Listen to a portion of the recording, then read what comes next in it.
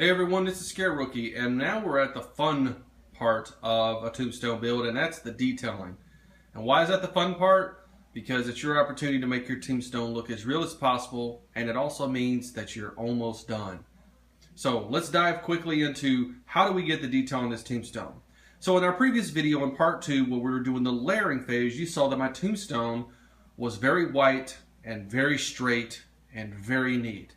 Well, I have news for people out there that's never going to pass for a realistic tombstone. So we've got to make our tombstone look older.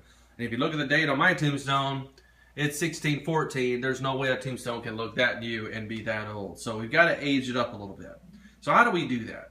Well, I'm going to show you basically 3 techniques that I've done with this tombstone and my other one, the first one we used as our model, to kind of give you that aged look. So what are we going to need for supplies? Well, the first thing we're going to need is some white latex paint, some green light green spray paint, some darker green spray paint, some yellow paint, some black paint, a spray bottle or a source of spray water, a paintbrush, and a razor blade. And that's pretty much what you're going to need to get this done. Now, first thing we want to talk about is what we call whitewashing a tombstone. Whitewashing is when you get your tombstone to look like that whitish gray stone look. That's whitewashing. How do we do that? Well, it's quite simple actually. You take your black spray paint, or any dark color will work.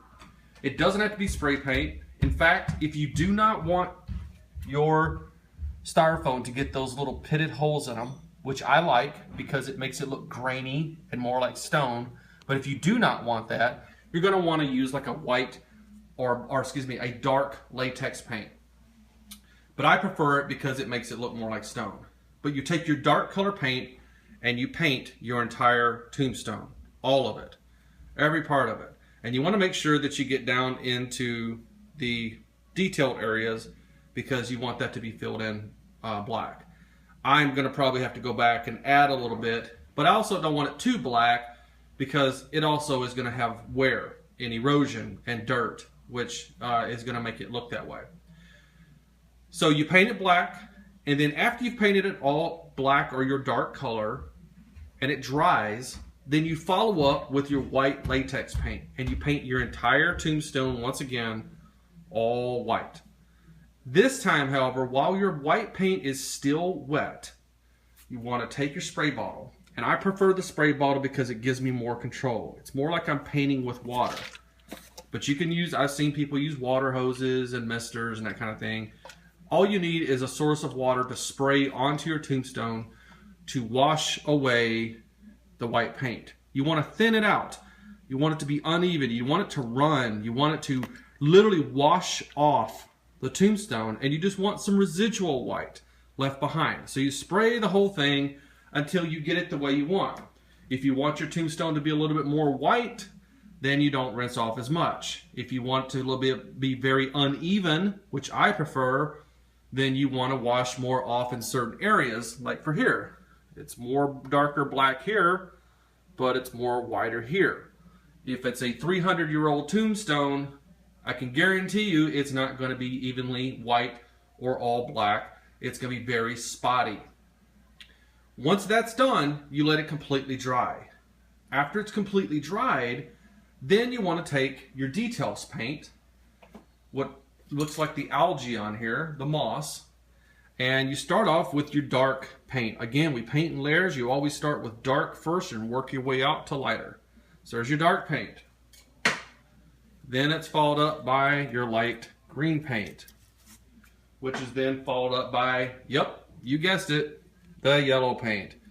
Yellow on top of the light green with the dark ends up being like a very light green.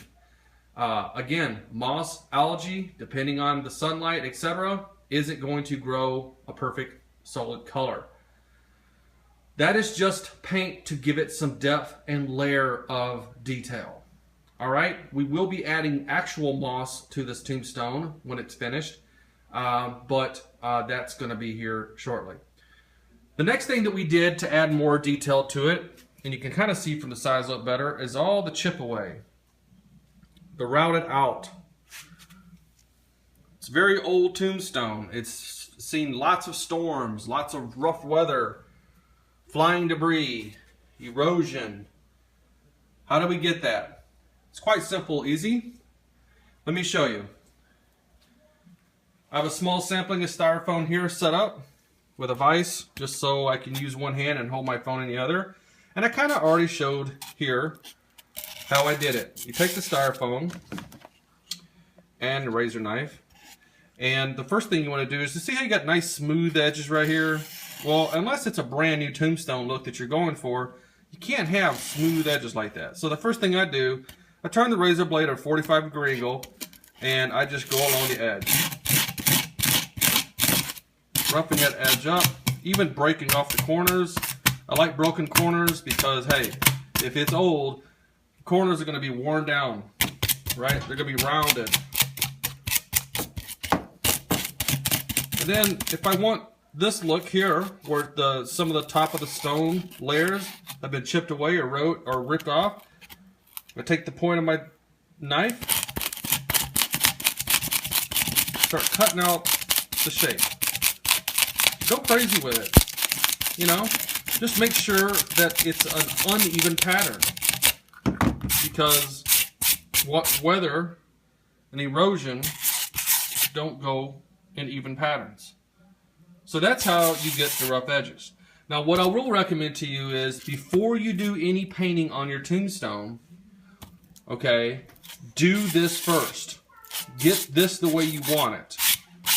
Then, when you paint it with your dark color, you want to make sure that you focus dark in this area, because you want this to show through as a dark area. When you whitewash it, then you'll whitewash on top of it. Some of the whitewash will run down into here, which you want, and it'll give it that granite look. But do it before you paint. Okay? Now, as far as the moss goes, this is what I'm referring to. It's just green moss. There's a picture of it. See how you got yellows and dark greens and browns and all that stuff in there?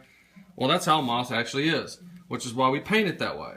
We'll add this on. That'll give it another layer of detail and more realism. Just use a hot glue gun. Make sure it's on a low settings if you have a multiple level setting one. Either that, or if you don't, just put it on the moss first, let it cool slightly, then put it on your tombstone. Otherwise, it'll burn into your styrofoam and melt it, and it won't stick. But that's basically it. So that's the tutorial on the tombstone detailing. You can cut anything out, like I said. You can use a soldering iron and cut out your shapes and the details, just like the stones that I added at the bottom here. Individual pieces of styrofoam cut using a soldering gun and a soldering iron, and then chipped away with the razor blade, glued on there, painted, whitewashed, and then detailed. So that's the tutorial on how I made my tombstones. There's example A, and there's example B. I hope this has been helpful. Feel free to share your comments or ask any questions you might have, and I'll be happy to answer them any way that I can. Until the next video, continue haunting, and Halloween is forever. Talk to you later.